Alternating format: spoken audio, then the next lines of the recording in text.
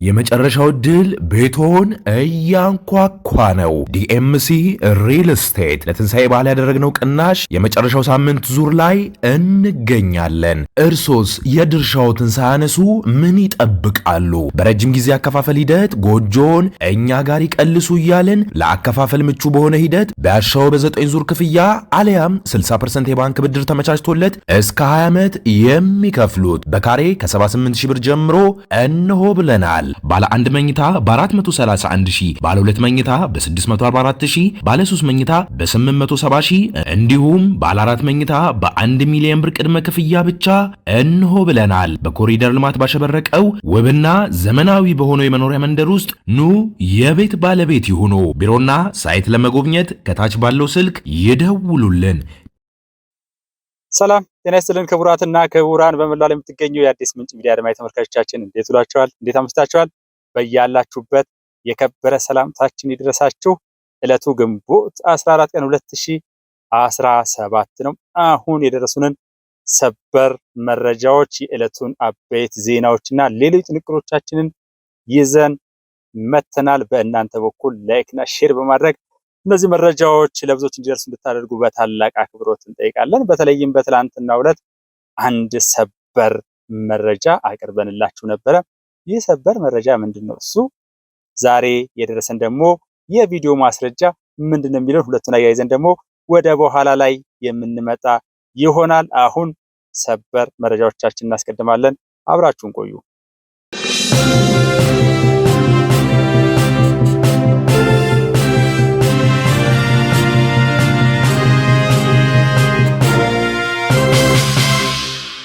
ጃል ኢብሳ የተባለው ከፍተኛ የሸኔ አመራር ከሌሎች 7 የቡድኑ አባላት ጋር የተደመሰሰበትንና 5ቱ የተማረኩበትን ሰበር መረጃ አስቀድመናል።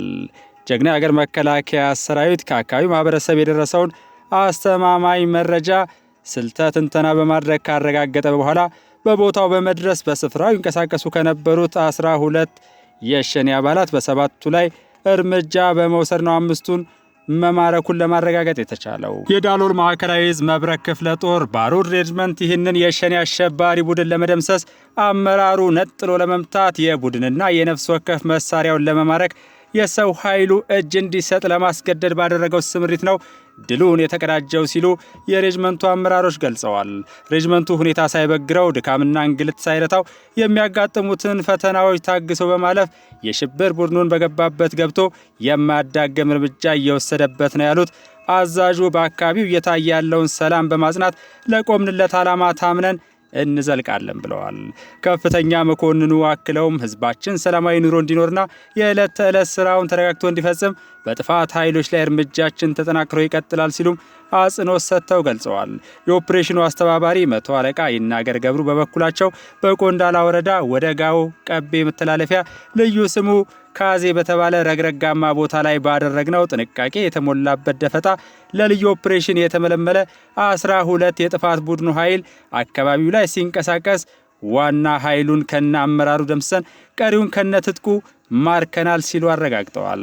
በተደረገው ኦፕሬሽን 2 የቡድኑ ከፍተኛ አመራሮች መገኘታቸውን የገለጹት መስመራዊ መኮንኑ ጃል ኢብሳ የተባለው የአሸባሪ ቡድን መሪና ጃል መገርሳ የተባለ የሕክምና ባለሙያና የቡድኑ ምክትል አዛዥ የልዩ ተልዕኮ ተሳታፊ እንደነበሩ ተናግረው የቡድኑ መሪ ሲገደል ምክትል አስተባባሪው ከሌሎች 4 የቡድኑ አባላት ጋር መማረኩን አስታውቀዋል። በተካሄደው ኦፕሬሽን የነፍስ ወከፍ መሳሪያዎች ከነተተኳሾቻቸው እንዲሁም በርካታ ለጥፋት ቡድኑ አገልግሎት ሊሰጥ የነበረ የሎጂስቲክ ቁሳቁስ መማረኩንም አመራሮቹ አረጋግጠዋል። በቦረና ዞን በድሬና ሚዮ ወረዳዎች ጀግና የሀገር መከላከያ ሰራዊት ከዞኑ የጸጥታ አካላትና ከማህበረሰቡ ጋር በመቀናጀት የቀረበለትን የሰላም ጥሪ አሻፈረኝ በማለት ከዝርፊያና ከሌሎች የእገታና ግድያ አጸያፊ ተግባራት ላይ የቀጠለው የሸኔ ቡድን ላይ ጠንካራ እርምጃ መውሰዱን በተለይ ለአዲስ ምንጭ የደረሰው ሰበር መረጃ አረጋግጧል። የመጀመሪያ ወታደራዊ ኦፕሬሽን የተካሄደው በሚዮ ወረዳ ሸነቻ በተሰኘው ቀበሌ አላላ ኦቤ በተባለ ልዩ ቦታ መሽጎ አሳቻ ሰዓት በመጠበቅ በህዝብ ላይ ጉዳት ያደርስ በነበረ ቡድን ላይ ሲሆን አስፈላጊው መረጃ ከተሰበሰበ በኋላ በጥናትና ቅጽበታዊ እርምጃ በመውሰድ ቡድኑን ሙሉ ለሙሉ በመደምሰስ የቡድኑ አባላት ታጥቀውት የነበረውን የነፍስ ወከፍ መሳሪያ ከተለያዩ የሎጂስቲክ ቁሳቁስ ጋር በቁጥጥር ስር መዋሉን ለማረጋገጥ ችለናል። ከባንጃ ወረዳ ኮሚኒኬሽን ያገኘነው መረጃ ደግሞ በአዊ ብሔረሰብ አስተዳደር ባንጃ ወረዳ በመሰላች አይቲ ቀበሌ ሮብ ገበያ በተባለ ቦታ በጥምር ጦሩ በተደረገ ኦፕሬሽን ጠላት ሲጠቀምበት የነበረ አንድ አምቡላንስ በቁጥጥር ስር መዋል መቻሉ ተገልጿል።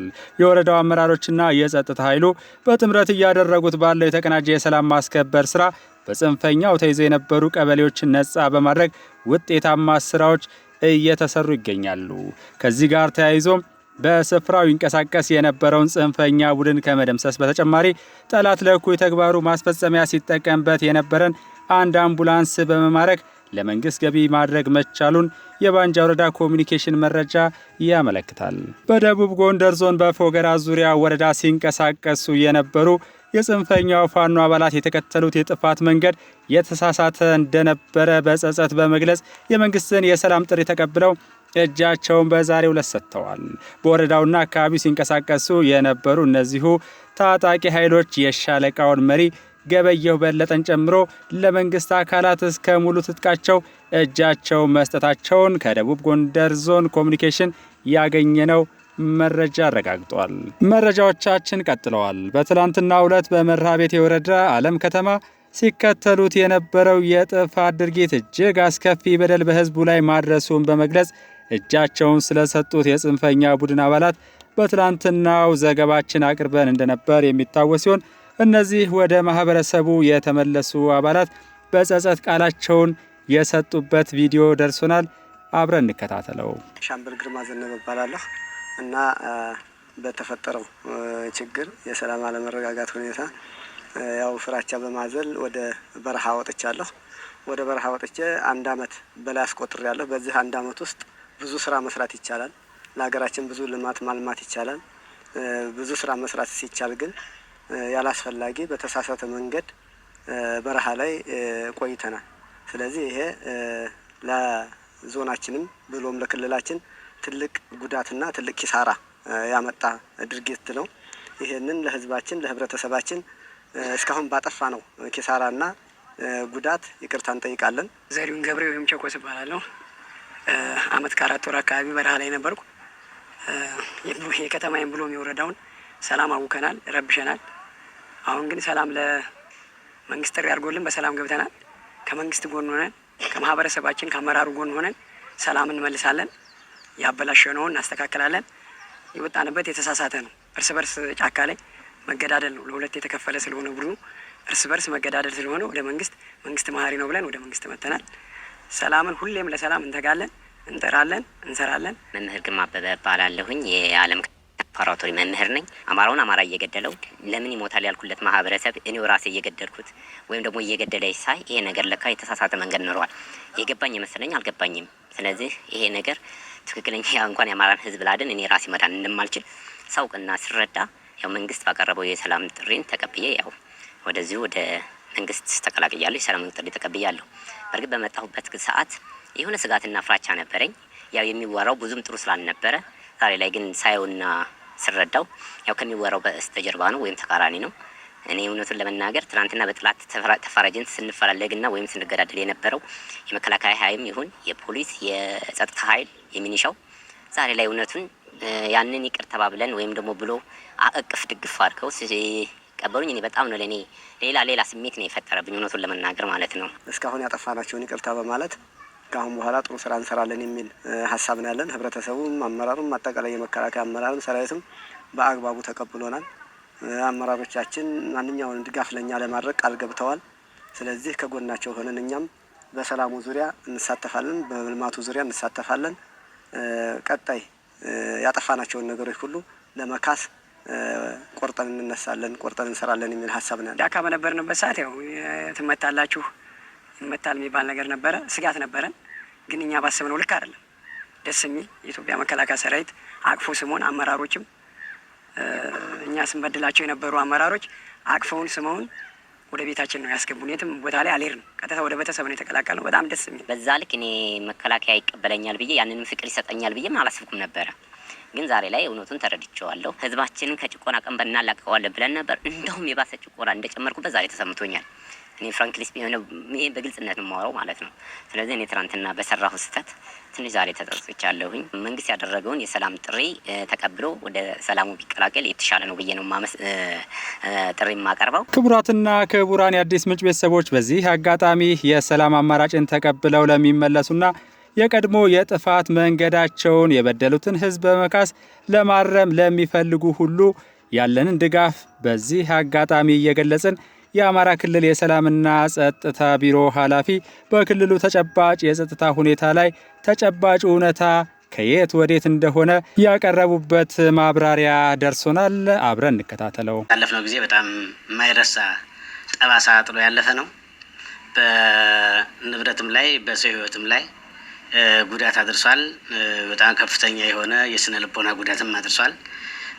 የከፋ የሚባለውን ጊዜ ያሳልፈናል ማለት ይቻላል። አሁን ያለንበት ሁኔታ በሁሉም አካባቢዎች፣ በሁሉም ከተማ አስተዳደሮች፣ በሁሉም የገጠር ወረዳዎች ማለት በሚቻልበት ደረጃ አሁን የተረጋጋ ሰላም ወደ መምጣት ላይ ነው የምንገኘው። በየአካባቢ ያሉት የአስተዳደር እርከኖች አመራር የሚሰጥባቸው አካባቢዎች ናቸው። ብዙ ቀበሌዎች፣ ብዙ ወረዳዎች መንግስታዊ አመራር የሚሰጥባቸው አካባቢዎች ናቸው። አሁን በአሁኑ ሰዓት የምናየው የጸጥታ መዋቅራችን እለት በእለት የማድረግ አቅሙ እየጨመረ እያደገ የመፈጸም ብቃቱ እየተሻሻለ የመጣበት ሁኔታ ስላለ ግሬ መትከል ብለን በቀበሌ ላይ ማዕከል አድርገን ወረዳ ላይ ማዕከል አድርገን የጸጥታ ስራውን ወደ ተሻለ ደረጃ ለማምጣት ህዝቡን ባለቤት ለማድረግ በጣም በርካታ ስራዎች እየተሰሩ ነው ያሉት። በተለይ ደግሞ በቅርቡ በክልላችን ያለው የፖለቲካ አመራር አካባቢዎችን ተከፋፍሎ ዞኖችን፣ ወረዳዎችን፣ ቀበሌዎችን ተከፋፍሎ ለህዝብ ውይይቶች እየተደረጉ ምክክር እየተደረገ አሁን ያለው አውዳሚ አስተሳሰብ እንዲቆም የጽንፈኛ ኃይሉ ደግሞ የሚያደርጋቸው ድርጊቶች እንዲቆጠብ እጁን በሰላም እንዲሰጥ እና ለውይይት ራሱን ዝግጁ እንዲያደርግ ለማድረግ በጣም በርካታ የሆኑ የህዝብ ግንኙነትና የፖለቲካ ስራዎች እየተሰሩ ነው ያሉት። ይሄ ነገር በቃ ይሄ ነገር ልክ አይደለም፣ ይሄ ነገር ስህተት ሰርተናል፣ ይሄ ነገር የታሪክ ጥፋት እየፈጸምን ነው። ከዚህ በኋላ ለአማራ ክልል የሚበጀው በውይይት ችግሮችን በውይይትና በሰላም መፍታት ነው እንጂ ግጭት አውዳሚ ነው፣ ግጭት ኋላ ቀርነት አስተሳሰብ መገለጫ ነው። ይሄ ነገር መቆም አለበት ብሎ ህብረተሰቡ እየተነሳ ነው። እነዚህ ውይይቶች ያመጡት ለውጥ ምንድነው? ህዝቡ በቃ እንዲል እያደረጉ ነው። የሃይማኖት አባቶች ስራ እየሰሩ ነው። የሀገር ሽማግሌዎች ስራ እየሰሩ ነው።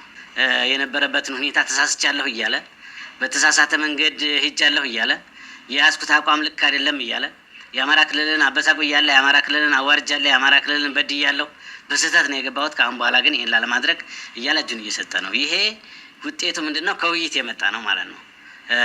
የክልሉ ከፍተኛ አመራርም የዞን አመራርም በየደረጃ ያለ የወረዳ አመራርም ህዝቡ ላይ በሰራው ስራ የተገኘ ውጤት ስለሆነ ውይይቶቹ በጣም ብዙ ነገሮችን አምጥተዋል፣ ውጤትም አምጥተዋል።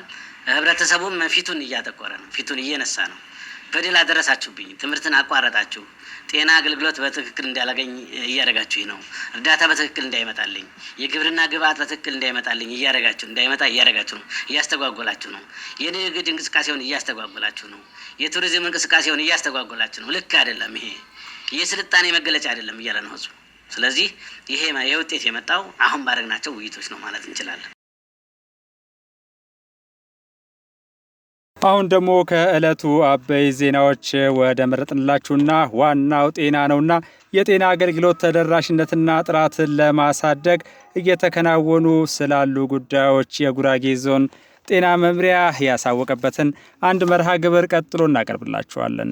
የጤና ዘርፍ አርበኝነት ለሀገር እድገት በሚል መሪ ሐሳብ በዛሬው ዕለት በወልቂጤ ከተማ የጤና ባለሙያዎች የውይይት መድረክ ተካሂዷል። በዚሁ ወቅት የጉራጌ ዞን ጤና መምሪያ ኃላፊ አቶ አየለ ፈቀደ የጤና አገልግሎትን ተደራሽነትና ጥራት ለማሳደግ መንግስት ዘርፈ ብዙ ተግባራትን እያከናወነ መሆኑን በመግለጽ በመድረኩ ላይ በጤና ልማት ዘርፍ እየተመዘገቡ ያሉ ስኬቶች፣ ጉድለቶችና እንዲሁም ቀጣይ ትኩረት የሚሹ ጉዳዮች ላይ ውይይት እንዲደረግ ጋብዘዋል። ለጤናው ዘርፍ ስኬታማነት የመንግስት ጥረት እንዳለ ሆኖ የሕክምና ባለሙያዎች ደግሞ ድርብ ኃላፊነት ያለባቸው መሆኑ በመድረኩ ተገልጿል። በዚህም መሰረት የጤና ባለሙያዎቹ በሁሉም የጤና ተቋማት ለህብረተሰቡ የተቀላጠፈ አገልግሎት እየሰጡ መሆኑን አንስተው በቀጣይም ይህንኑ አጠናክረው መቀጠል እንዳለባቸው አስገንዝበዋል። የሕክምና ስራ ህዝብን የማገልገል ሙያዊ ግዴታና ኃላፊነት በመሆኑ በገባነው ቃል መሰረት ግዴታችንን መወጣታችንን አጠንክረን እንቀጥላለን ሲሉ የዞኑ የጤና ባለሙያዎች ተናግረዋል። የመድረኩ ተሳታፊ የጤና ባለሙያዎች የሕክምና ስራ በቀጥታ ህዝብን ማገልገል ሙያዊ ግዴታና ኃላፊነት በመሆኑ በገባነው ቃል መሰረት ግዴታችንን መወጣታችንን አጠናክረን እንቀጥላለን ብለዋል። ክቡራትና ክቡራን አድማጭ ተመልካቾቻችን እስካሁን ለነበረን ቆይታ ከልብ እናመሰግናለን። ሁላችሁም ከመውጣታችሁ በፊት እንደተለመደው ላይክና ሼር በማድረግ መረጃዎቻችን ለብዙዎች እንዲደርሱ እንድታደርጉ በአክብሮት እንጠይቃለን። በተጨማሪም ከስር በሚታይ የኢትዮጵያ ንግድ ባንክ ቁጥር አዲስ ምንጭ ሚዲያን በማበረታታት የአስተማማኝ ወቅታዊ የተጣሩና የተመዘኑ መረጃዎች የሚቀርቡባትን ሚዲያችንን ይደግፉ፣ ያሳድጉ ስንል የአክብሮት ጥሪያችንን እናቀርባለን። የአዲስ ምንጭ የምን ጊዜ መልእክታችን ሰላም ለኢትዮጵያ የሚል ነው። ሰላም ለኢትዮጵያውያን፣ ሰላም ይሁን።